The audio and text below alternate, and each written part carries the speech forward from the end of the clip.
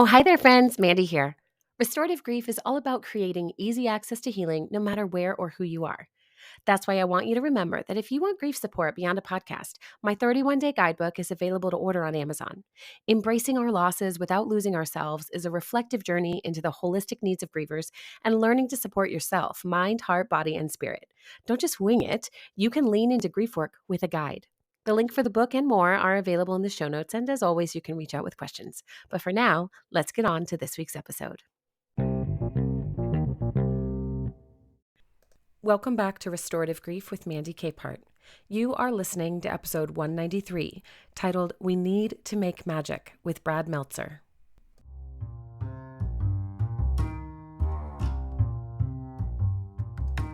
When we begin to think about grief work, making magic isn't exactly the theme that comes to mind. But what if it was? What if we were able to identify that thing within us that makes us feel fully alive and draws other people into our world in a way that brings soothing and connection when we need it the most? My guest today is Brad Meltzer, a world-renowned author, novelist, nonfiction researcher, writer of children's books and comic books, and now the author of Make Magic, the little book of inspiration that you didn't know you needed. It's a partial transcript from the commencement speech he gave at the University of Michigan in 2024. And when I tell you it was truly a book of inspiration I didn't know I needed, please believe me. Today, our conversation is going to bring a little bit of smile to your face, hopefully, and a little bit of inspiration for you to begin making magic of your own, even while you are grieving. Hey, everyone. Welcome back to Restorative Grief with Mandy Capehart. I am your host, Mandy, of course. And today I'm so excited to bring someone who is no stranger to the art of storytelling and the power of transformation to the show. Brad Meltzer is a best-selling author, comic book writer, a father, and most recently, the commencement speaker for 2024's class at the University of Michigan, his alma mater and now his son's. His short, heartfelt speech inspired a new book called Make Magic. And it is a small but mighty reminder that we each hold capacity to shape something meaningful out of the everyday. Brad, thank you so much for joining me today. Thanks, Mandy. Appreciate it. Yeah, absolutely. So your commencement speech was barely 20 minutes, maybe a little over, and you've turned it into this darling, wonderful book of inspiration. And I just think it's such a wonderful invitation for those of us on the precipice of something new that need a little push forward. And certainly we're here to talk about how that happens in grief. And so I would love for you to just give us that little overview of the 4 ways of making magic that you brought to the conversation. Yeah. So as you said, I was giving the commencement address at Michigan, which I went to. So I'm there as a proud alumnus, and 70,000 people are watching in the stadium, but I'm focused on one, which is my son, who's in the 14th row. And I had buried both my parents. My mom and my dad passed away years ago. And when I was writing the speech, it's so hard to describe so much of where we are in the world right now. And some things just seem unexplainable, and they're just magic. And that's what magic is, right? It's what can't be explained. And when you talk to magicians, they'll tell you there are 4 types of magic tricks. You put aside illusions and escapes, there's just 4 types of tricks. 1, you make something appear. 2, you make something disappear. 3, you make 2 things switch places. And 4, you take one thing and you turn it into something else, which is the hardest trick of all, transformation. And my speech went through all 4 tricks and ended with a magic trick itself. But I don't think I was prepared for the outpouring of reaction to it. And I don't think it was me, Mandy. I think it was, we are as a culture starving for kindness and empathy right now. We're all in this kind of universal struggle. And my wife said to me when the speech was done, she saw, people were emailing me and writing me, tracking down my sister's unlisted phone number, saying, I saw your brother in a stadium. Can I get the text of that speech? I want the text of that speech. I've been writing for 27 years. No one's ever asked me for the text of anything that I've written. But they reacted to Make Magic. And so we turned it into a gift book that we called the Make Magic, the Book of Inspiration You Didn't Know You Needed. Yeah, well, and that's what it was for me too. I mean, I'm a writer as well. I obviously talk about loss and transformation every single day. And when I read it so quickly because it is short, but I love the line that stood out to me and to the people that you were speaking with too. If you really want to shock the world, unleash your kindness. Yeah, it's funny. You when you write these things, you don't know. You hope when you do public speaking, you know where the applause are going to be or where the Yeah. people are going to go, ah, whatever. And there's a funny story of this or that. But it was for me mostly a brand new speech. Mm. And the amazing part was, is I talked, and we can talk about it. I mean, I talked about what you make appear. I talked about what you make disappear. But I got to the third magic trick of two things. You have to make two things switch places. And I said, here, let's talk about empathy Yeah. because that's what empathy is, right? It's when you switch places with someone else and you look through their eyes. And to me, right now, it and I'll just tell the story because it was a story I never told before publicly. Mhm. And that is when I was 13 years old, my dad lost his job. We had almost nothing left, and we moved down to Florida because we didn't even have a place to live, so we could live with my grandmother. And she was in a one bedroom apartment. There were six of us: my mom, my dad, my sister, myself, and my two grandparents, stuffed into a one bedroom apartment. Mm. And my parents didn't have money for a down payment, and for any apartments. We had to live with them. And everyone, it was Florida, so all the condo commandos were complaining and trying to get us evicted, saying you can't have six people in a small place. And this one neighbor across the hall came to my grandmother and said, "Listen, I'm going to go live with my brother. Why don't you take over my place and you can stay in my place and use it while your family can, so they can have some extra space so we wouldn't get evicted." Nicest thing anyone has ever done for me and my family to this day. Mm. And I remember her name as Mercy, but when I was little, I always heard her name as Mercy. Mm. Because make no mistake, mercy and empathy is what she was showing. Yeah. And today, cruelty and venom and harshly judging those we disagree with, it's become sport in our culture. Yeah. But cruelty and venom aren't signs of strength, they're signs of weakness and petty insecurity. And what really takes strength is showing people kindness and empathy. And when I got to that point in the speech, I felt the crowd react in a way that I could never have anticipated. And I said, "What was that?" And my wife said, "You tapped the vein you didn't know was there." And Yeah. again, we're all struggling for that right now. I think what that story illustrates so beautifully, and also what you just summarized so well, is there's a void, there's a vacuum of generosity and of empathy that has been getting bigger and bigger daily, certainly even by the hour, that becomes eventually so overwhelming that we go into that freeze or collapse state, right? We don't know how to move toward other people when we can hardly understand how to move toward ourselves. And if no one is modeling how to move toward themselves or toward others, it can be even more isolating. I'm curious, especially being in Florida, what is your personal practice for staying open hearted and moving toward yourself in addition toward moving toward others? I mean, that is the struggle and the battle, right? When I started studying empathy. I was like, I need to figure it out and understand it, not just make some. I didn't want to give a speech that was all about, hokey things of dream big and work, whatever. I was Yeah. like, well, how does empathy actually work?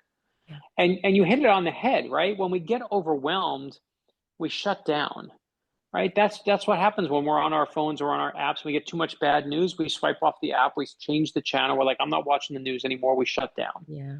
But you can't shut down. We need you. If you shut down, we're in trouble. But Yeah. here's the real news is that empathy is actually malleable. And if you look into studies of it, if you want to have more empathy, all you have to do is want to have more empathy. And it's like when you're in college, your first year of college, you make the most new friends at almost any point in your life. Why? Because you are open to making new friends. You open up for it, and therefore it happens. And that's how empathy is. So we just have to, for me, I wish I had the here's the answer, here's the magic thing, say your prayers, do your meditation, drink and walk. But what you have to do is just be open to the idea that more empathy is a good thing and more will come. That's the real trick. Oh, it's always kind of a trick question on this show when I ask something that seems so grandiose. How do you do this thing around grief? The trick is there is no real answer. It's such a personal expression. And I love this idea of being more open to something is what actually creates the opportunity for it. Because I think that's true. There's so many times in this life that we are building something or working toward a goal, and our it's not just our mindset, it's really the even the state of our nervous system, the state of our availability to others to come in and to come in close, even not to just show up in our lives, but to be drawn in and come alongside us so that we can work through whatever fear that we have or concern we have about, past griefs or past betrayals or losses that we're afraid of repeating.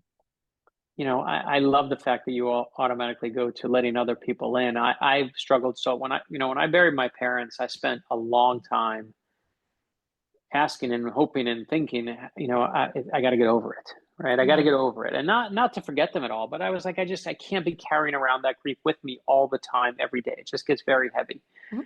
And I've written multiple books in my thrillers, in my history books, in the nonfiction books, even in my kids' books, dealing with me trying to get over it. The characters are literally struggling with grief and trying to get over it. Yeah. And I finally realized it took, half a decade. And I finally realized I'm never getting over it. I'm never going to get over the loss of my parents, nor should I. My parents and anyone who you are mourning, they deserve to be remembered. Mhm. And anyone who has lost someone deep to their soul understands that that person deserves to be remembered in your heart. And what you do is you're never going to get over it. What the only thing you can do is you transform. You transform into something different. It may be, stronger in some ways, weaker in other ways, but you transform, become this new version of yourself. Yeah. And I think if I learned one lesson from when they passed, it was that lesson of surrender. And I don't mean giving up, but just realizing I'm not in control of this. Yeah. And I'm just going to be open, and that's all I can really muster. Anything else is just trying to put too much control on something that's uncontrollable. Yeah, I lost my mom in 2016 as well. And I think often about how grief is such a transformation we didn't ask for, and that we are moved and shifted without our consent. And that lack of certainty around our identity and even how to move forward into the next thing we want is often itself a bigger loss. It's a secondary loss that we have to deal with over and over again. And I just feel like that kind of change as transformation, and to your point, can be really, really meaningful and really important. And without, again, our consent, it's going to be such a weight and such a burden to sit with. And you point out transformation is the hardest trick of all of them. How would you encourage someone to approach that kind of change in their life, even when we know we didn't ask for it? Yeah, well, that's the fourth magic trick, right? Is you got to Mm. take one thing and turn it into something else, which is truly transformation. And to me, who you are today is not the person you're going to be in the future. One of the things I really am convinced is there are past versions of all of us, Mhm. every single one of us, including me, including you. Um, and I just say it like this: you should never stop changing. When I was little, my favorite thing at the amusement park was the Hall of Mirrors. And some people like watching little kids smack their face into the glass. I loved it because I had hair back then and it was completely glorious. Now, but what I really loved about the Hall of Mirrors was how you could turn your head just slightly and all those versions of you would appear, all the possibilities. And I think as we get older, it's of course human nature to see just one version of yourself, to get locked into ways of thinking about the world, about your life path, thinking about who you are. But a friend recently said to me that when you write things in stone, everything becomes hard and brittle and it starts collecting dust.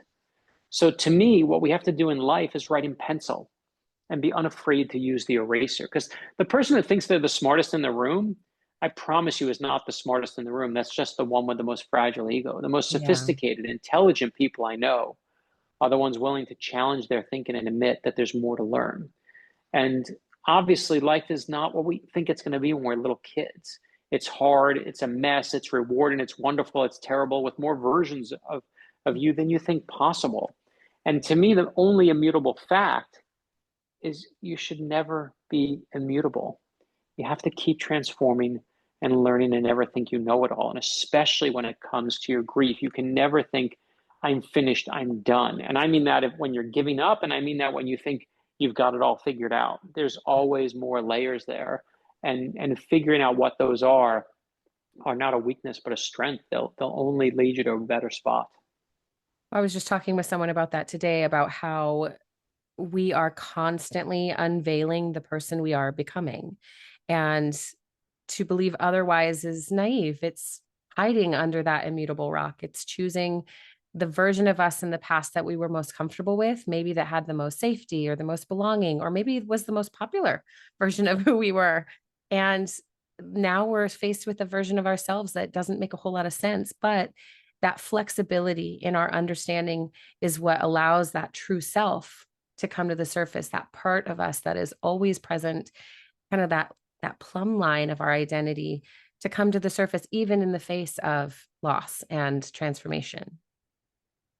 Yeah, I absolutely agree on that one. And again, it's never and this is how, right? It's Mm-hmm. this and this and this and this, and forgive yourself and understand, and Yeah. try and understand that loved one and try and understand what they brought to you. Someone, I'll tell you this story. When I used to be, I was got involved with the USO many years ago, Mm. because right after 9/11 happened, a sailor on a submarine wrote to me this incredible letter. And he said, I can't tell you where we are. We're in a secret location, Brad, but we don't have many books on this submarine. And we have one of your novels here. And I just want to thank you for this thriller. It's just brought me calm at this wild time. And I thought, that's the nicest thank you I've ever gotten in my life. I need to do something for this sailor. So I call my publisher and I say, hey, can we get 10,000 books donated to the USO? And they say, sure. I'm like, that was easy. So I call another publisher. I say, can I get 10,000 books donated? Yup. And another and another. We get 40,000 books donated to the USO. Wow. And I get involved with USO, and they bring thriller writers every year to go entertain the troops, especially as the war was winding down. Mm. And I got the call. There were like six of us went over there. And as I sit down in the very first meeting, some soldier says, hey, Brad, I want to thank you. I'm like, for what? They said, for all those books you donated all those years ago. I said, how do you even know that? Almost nobody knows that. And they said, when I was stationed in Iraq and Afghanistan, I would see stacks of your books. And they all said, courtesy of the USO. So I knew you had to have donated them. So thank you. And Mm. I said to him, no, you're screwing all this up. I'm here to thank you. Don't thank me. You got it backwards. So I come home and I think to myself, the person who really needs the thank you is the original sailor on the submarine. I got to track him down and say thank you. So I track him down. The email had changed. I find his number on Google and I say, listen, I don't know if you remember, but a decade ago, you wrote me this note. It got me involved with USO. I now travel the world. I've been to Kuwait and Qatar and Oman and all, Cuba, all these places the USO sends me.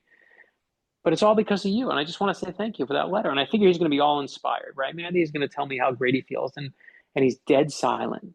And you know what? You're on the phone with someone, something's wrong. Yeah. And I say to him, you okay? And he says, no. And I said, what's wrong? And he said, my mother just died from breast cancer. And what he has no idea of is my mother had just died of breast cancer. And I immediately say to him, I think I'm here to deliver a message to you. And he says, what's the message? I said, when my mom died, everyone gave me useless advice, right? Like, oh, she's in a better place and all the useless things people say. And I'm like, and I said, but one person said something that was really helpful to me. And I think the reason we're talking today is because I'm supposed to pass that along to you. And he said, what's the advice? And I said, our mothers never leave us, ever. And he starts crying. And because he's crying, I'm getting emotional. I'm not one of those new agey people who feels like the world, is glitter cannons and unicorns. Sometimes we're profoundly alone in the universe, but other times we realize we're profoundly connected. Yeah. And I think of that in terms of what you said, is just trying to, take it where you can get it, but like try and find that next layer each time. Yeah.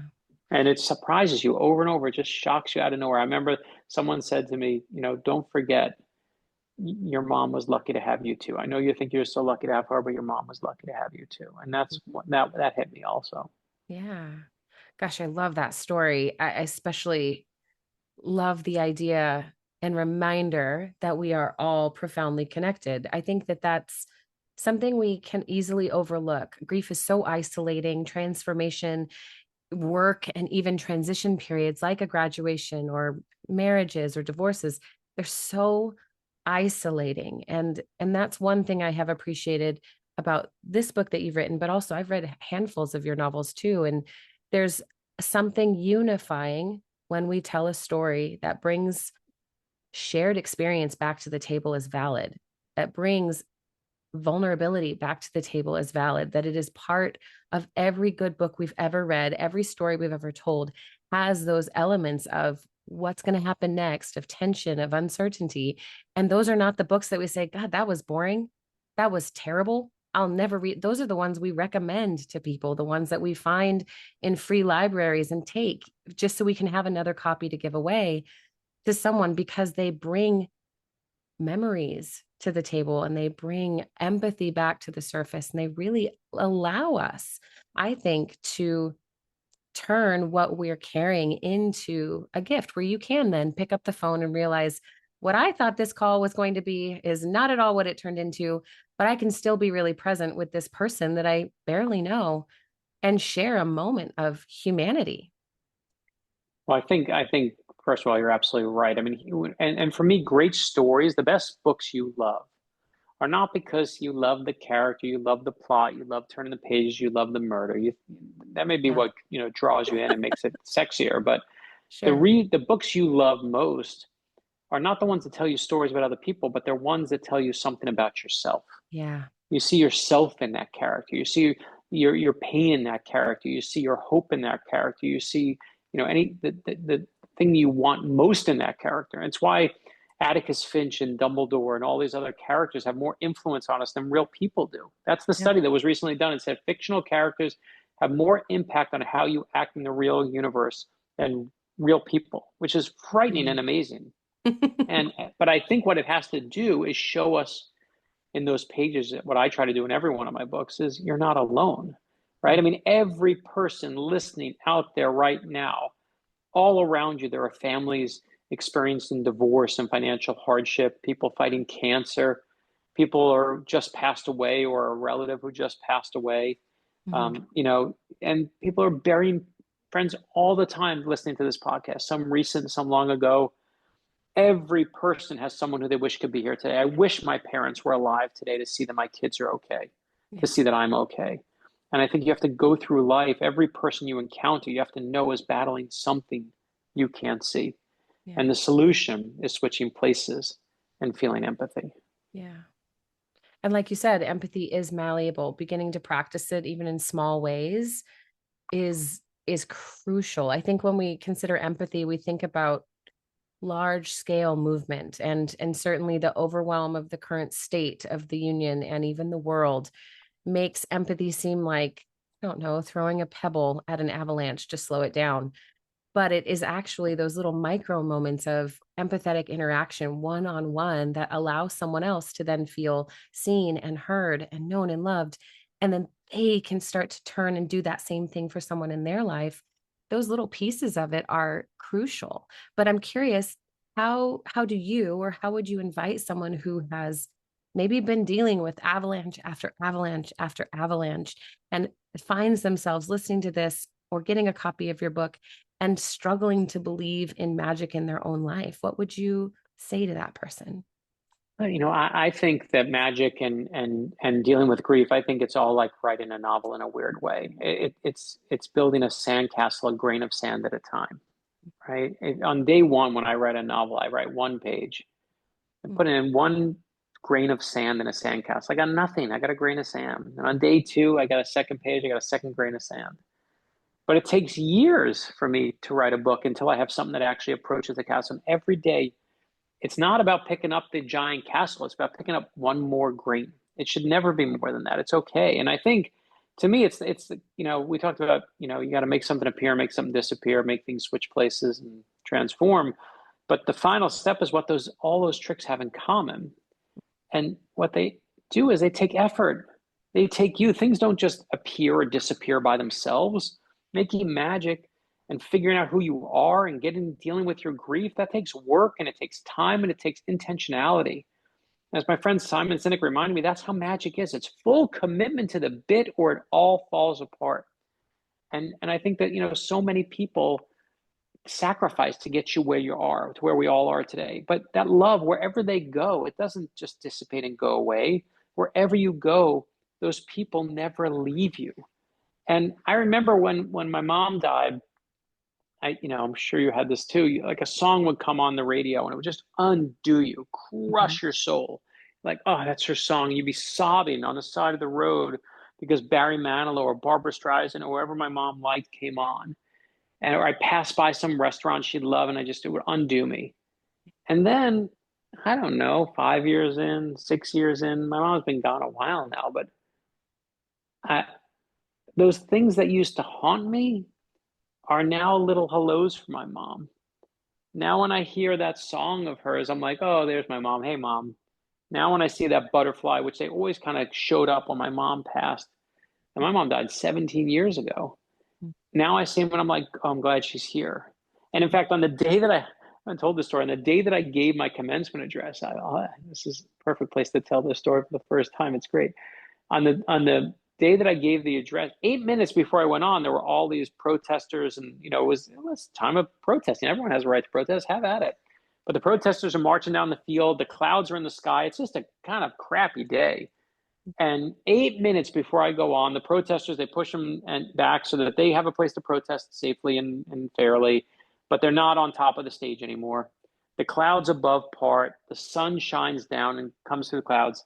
And my sister, who's in the stands, snaps a picture of the clouds part and the sun coming through it, texts it to me on stage, and says, Mom and Dad are looking out for you. And to me, that's what I love, because wherever you go, whatever you face now, like when those moments happen, you're instantly transported back to those people you miss and love, like magic. Mhm. And that's the best trick of all, because the greatest magic trick, is comes from those past versions of all of us, right? There are past versions of every single one of us. And the only thing I know for sure is if that past version of you could see you now, they look at you in awe. And the most powerful magic comes from looking back. It comes from making memories, memories that endure, like cherished friendships, memories so powerful you can feel them now and see them now. That's what magic really is, are those memories. There's nothing that's more powerful than the memory and the love you have from that person you miss. I love the idea of little butterflies. We call little moments like that winks from the universe, winks from heaven, because they happen frequently. But I think you're right. It takes time and intention to be able to kind of transmute that pain response that I to this day still get. My mom died I think we're in year 9. I honestly lose track. And there are moments where the song will still knock me out of my seat. And there are moments when I'm like, oh, sing along. This was your grandma's favorite song. And those recognition moments when you share them become so much easier to carry or navigate or even celebrate when you realize this is part of the grief process, is sharing these memories with other people. And I tell people often, my favorite part of do you have a favorite part of grieving? I guess I do. One of my favorite parts of grieving is when people ask me questions about my mom or So about funny you said that. I used to, as anyone who has not been through, a true level of grief, you never know what to say when someone dies. right. My thing for me, without question, is when I find it took me, by the way, all the power I had when you said your mom passed away to not interrupt you and say, tell me about her, how'd she die? Like I will always, like now when I find someone who says, oh, my mom passed away, this, even in passing, I'm like, oh, tell me, because I know there is nothing better than when someone asked me about my mom and my dad. Yeah. I remember there was my dad, when he was a kid, was struck by lightning, and his father was struck by lightning too. What? So, which means you do not want to walk around with me in a rainstorm, Oh my and you gosh. you can't make this up. NPR had me do a story on it years ago. You should look it up, about Okay. my dad, my grandfather. I put his eulogy on. At the beginning of his eulogy, he's talking about how he got struck by lightning. But the truth was, I knew my grandfather was struck by lightning because he was discharged from World War II. We had the paperwork that showed he was burned across his, and all the burns he had from a lightning strike. But my dad's story seemed a little bit of BS. Like it was just my dad was, I was like, did he get struck by lightning? And I was like, you know what, for the purposes of my dad's funeral, let's just assume it's true. And he told the story how he was at camp in the Shopa, and lightning, he grabbed the door and lightning went through the door and struck him. And then he passed out. They put a sheet over him and they thought he was dead. And then he sat up and everyone screamed because they thought he was alive again. And I remember thinking, what a crazy ass story. Yeah. But I use that as a metaphor. Two bolts of lightning, one following the other. My dad used to get beat up by his father, my grandfather, who used to box in the army. And the truth is, my dad should have beat me up. That's how lightning strikes work, right? They go one right after the other. And that's how violence works in families. It goes and it continues and it repeats. And my dad never did. My dad broke that streak. He refused to be the second lightning bolt hit in the same spot. And here's the best part of the story. Is NPR loves the eulogy. They said, come on and do a story on it. So I do the story on it. I tell the story. And a week after the story goes out on NPR, I get an email that comes through my website, because we have a place where people can email us. And it says, hey, Brad, you don't know me, but I heard your story about your dad and the eulogy and him being struck by lightning. I just want to tell you one detail you don't have, which is your dad was telling the truth. He actually was struck by lightning. And I know because I was there that day. And I'm like, what are you talking about? And he says, I was there. And I know because I was struck by lightning too. I was holding on to your father when he grabbed the doorknob.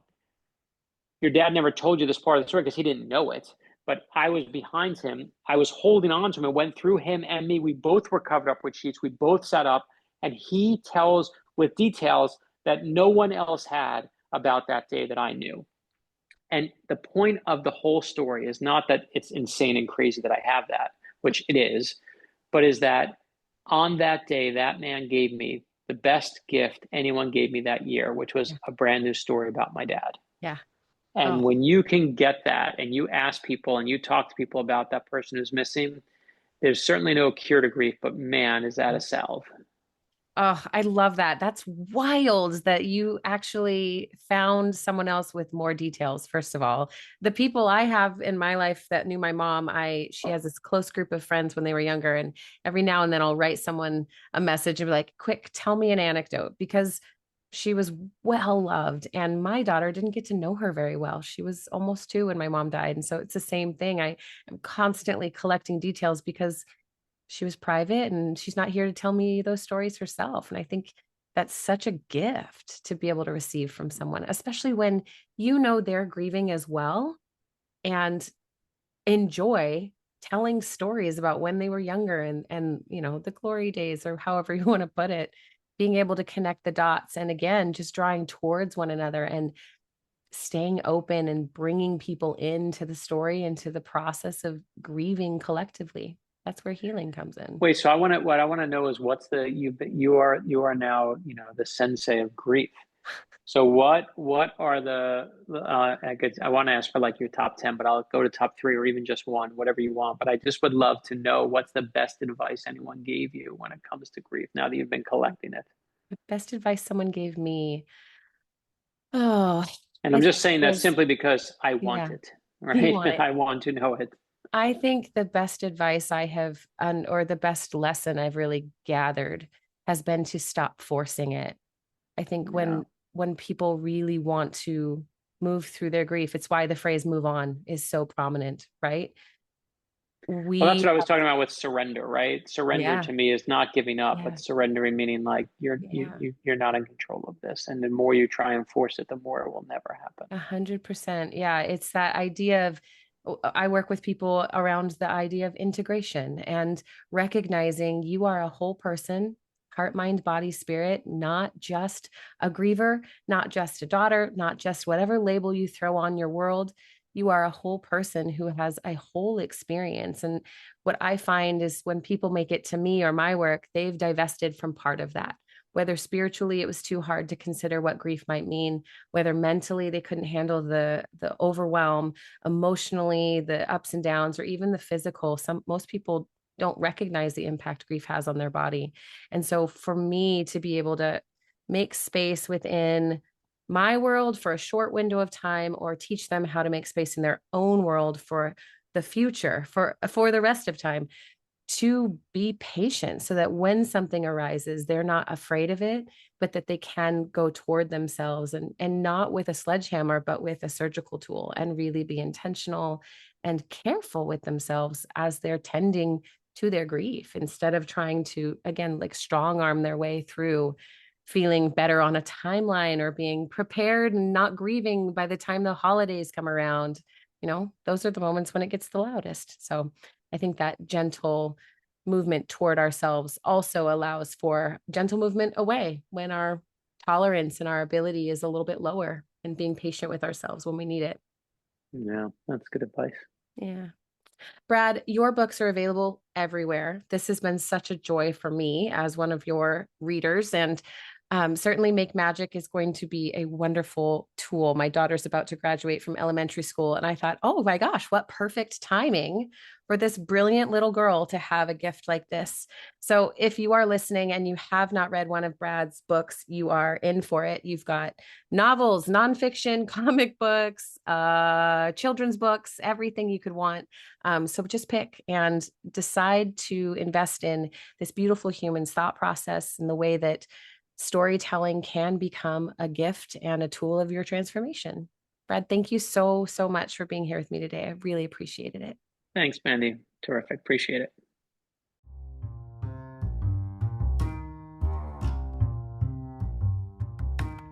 Thank you for listening to episode 193 of Restorative Grief. This interview was such a gift for me because Brad is a favorite author in our home, and one of those people who is genuinely exactly who you think he is. The compassion, the intelligence, and even the storytelling he brings to this conversation about loss is one that we cannot take for granted.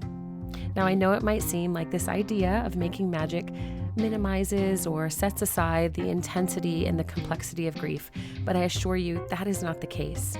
Because in its complexity, not only are there difficult parts to grief, but there are beautiful parts as well.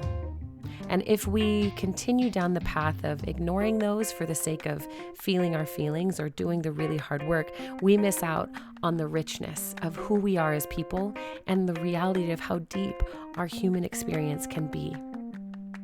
If this is your first time listening to the podcast, I hope you rush out and tell all your friends about it, because grief education and grief literacy is so much more effective when it is shared with people who love us and who we want to see healed as well.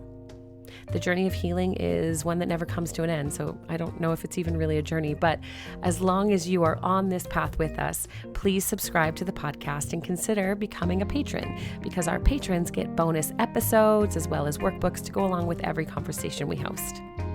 In the show notes, you can find a link to buy a copy of Brad's book, as well as become a patron or just learn more about Restorative Grief with Mandy Capehart. And as always, before we go, one last thing. Please remember, the only solution for grief is to do the work of grieving. Thank you for listening. I'll see you next week.